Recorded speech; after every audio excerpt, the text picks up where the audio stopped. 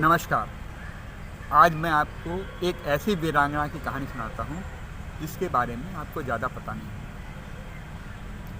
ये कहानी है वीर, साहसी और आत्मसम्मानी रानी सारंधा की। रानी सारंधा ओरछा नरेश जुझार सिंह के पुत्र चंपत राय की पत्नी थी और महाराजा छत्रसाल की माँ थी। आपने महाराजा छत्रसाल के बारे में बहुत अधिक सुन रखा है, लेकिन आपको पता नहीं कि इस राज्य को प्राप्त करने और इस तक पहुंचने के लिए जो बलिदान दिया गया, वो बलिदान रानी सारंधा और राजा चंपत राय ने दिया। राजा जुझार सिंह की मृत्यु के बाद चंपत राय ओरछा की गद्दी पर बैठे और उन्होंने अपने राज्य का विस्तार किया। साथ ही उन्होंने मुगलों को कर देना बंद कर दिया। लेकिन ये परिस्थिति ज़्यादा देर नहीं रही। स्थिति ऐसी बनी कि अंततः राजा छत्रसाल और रानी सारंधा को दिल्ली जाना पड़ा, जहाँ पर उनको दारा शिकोह ने बुलाया रखा। उस समय दारा शिकोह युवराज थे और वो दिल्ली के वारिस थे। दारा शिकोह छत्रसाल की वीरता से बहुत ही प्रभावित थे, इसलिए उन्होंने कालपी की जागीर, जो कि 9 लाख वार्षिक की जागीर थी, वो उन्हें सौंप दी।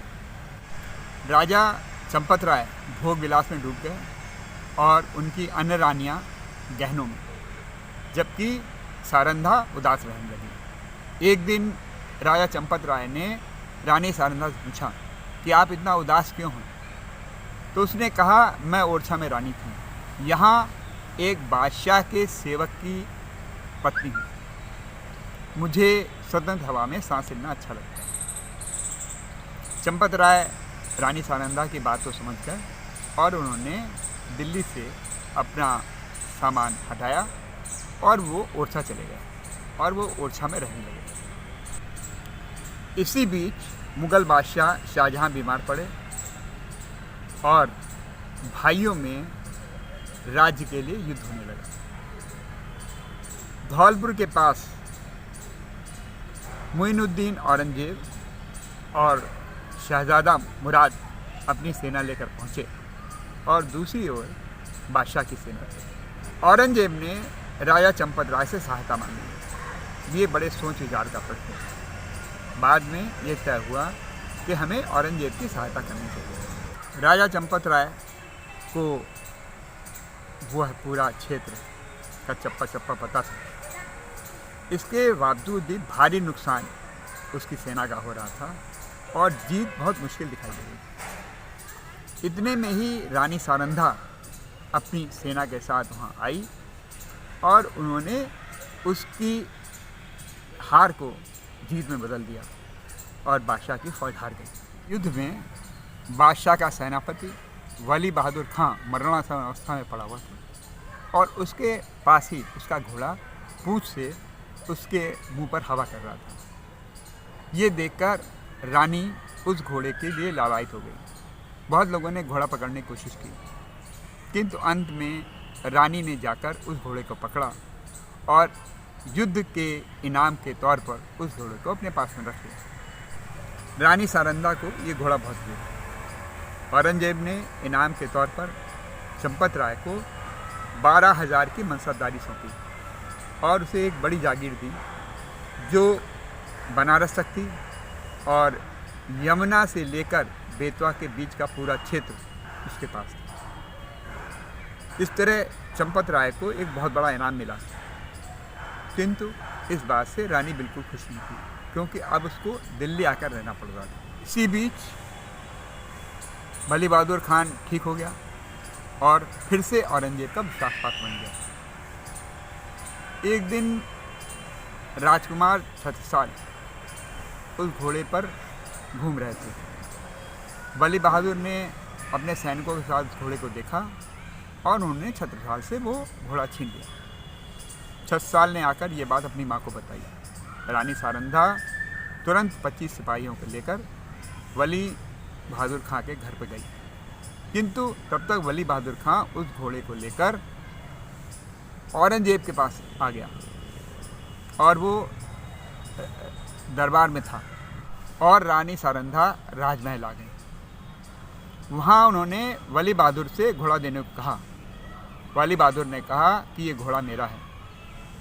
रानी सारंधा ने कहा, इसको मैंने युद्ध के मैदान में जीता है, अगर ये घोड़ा नहीं दोगे तो उसने तुरंत तलवार निकाल ली।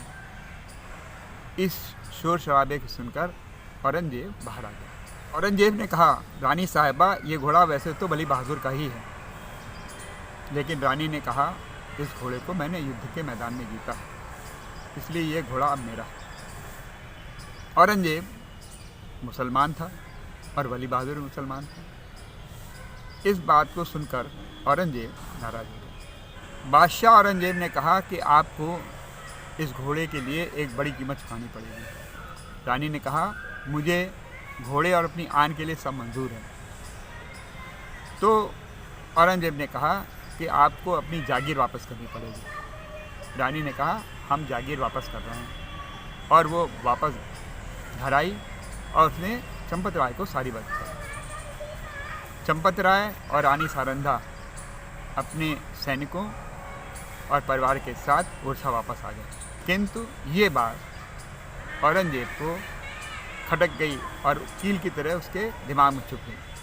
औरंगजेब रानी सारंधा से बदला लेने का मौका ढूंढने लगा। कुछ समय तो वो चुपचाप बैठा।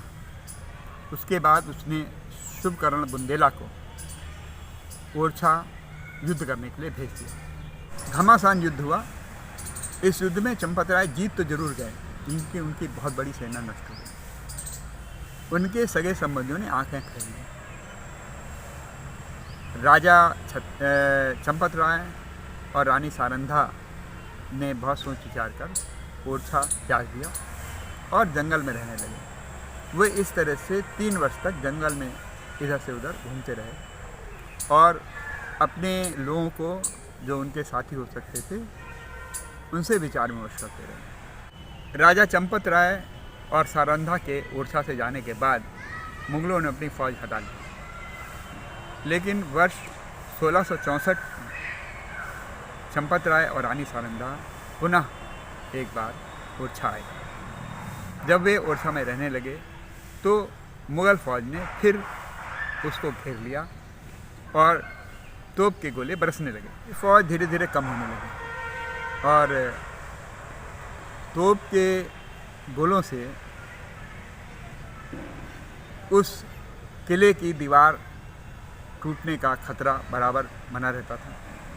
इसी बीच राजा चंपत राय बीमार पड़ गए। लेकिन उस किले में जितने भी लोग मौजूद थे, उनके खाने पीने और रहने का इंतजाम रानी और राजा का काम था और वो उनको निराश्रित नहीं छोड़ना चाहते थे। अतः उन्होंने आपस में बातचीत करके एक पत्र तैयार किया और बादशाह से निवेदन किया कि यदि हमारे राज्य के किसी भी आदमी को कोई नुकसान न पहुंचाया जाए तो हम दोनों राज्य त्याग कर जाने के लिए तैयार हैं। इस पत्र को राजकुमार छत्रसाल लेकर गए थे। अतः बादशाह ने छत्रसाल को दिल्ली में रोक लिया और उनकी बात को स्वीकार कर दिया। की रात रानी सारंधा घोड़े पर और राजा चंपत राय एक पालकी पर बैठकर कुछ सैनिकों और सहायकों के साथ निकल पड़े और जंगल में चले गए।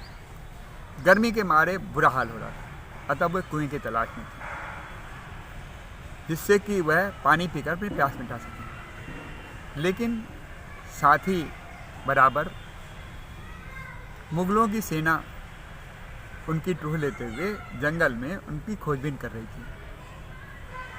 एक जगह वो लोग विश्राम करने लगे। इतनी देर में उन्हें आभास हुआ कि मुग़ल सैनिक उनको ढूंढ रहे हैं कि पानी मिला ही नहीं था। इतनी देर में उन्हें मुग़लों की फ़ौज दिखाई देने लगी। मुग़लों की फ़ौज जब पास आई तो सैनिकों में युद्ध होने लगा। लेकिन रानी के पास तो बहुत कम सैनिक थे। राजा अशक और त्यासा। रानी भी जब से निकली थी तो उसने कोई पानी नहीं पिया, ना भोजन की व्यवस्था थी। ये ऐसी परिस्थिति थी जब रानी को बहुत सोच विचार कर निर्णय लेना था, क्योंकि युद्ध बहुत देर तक नहीं चल सकता। राजा चंपत राय ने रानी सारंधा से कहा कि युद्ध ज़्यादा देर नहीं चल सकता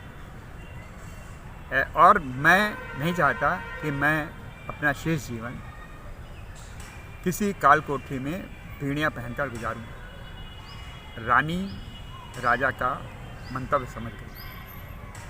उसने अपना दिल कठोर किया और उसने एक तलवार निकाली और तलवार निकाल के उसने राजा चंपत राय के सीने में घोंप दी।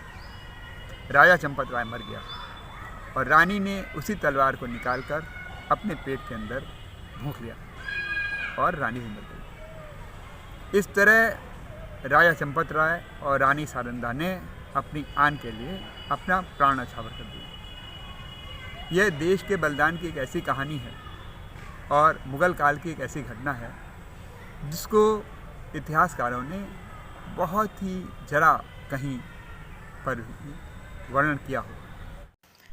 रानी सारंधा और राजा चंपत राय की कहानी ये बताती है कि जिस रानी की वजह से औरंगजेब को मुग़ल सल्तनत प्राप्त हुई थी, उसने उसके साथ कृतज्ञता का व्यवहार करने में जरा भी देर न गई।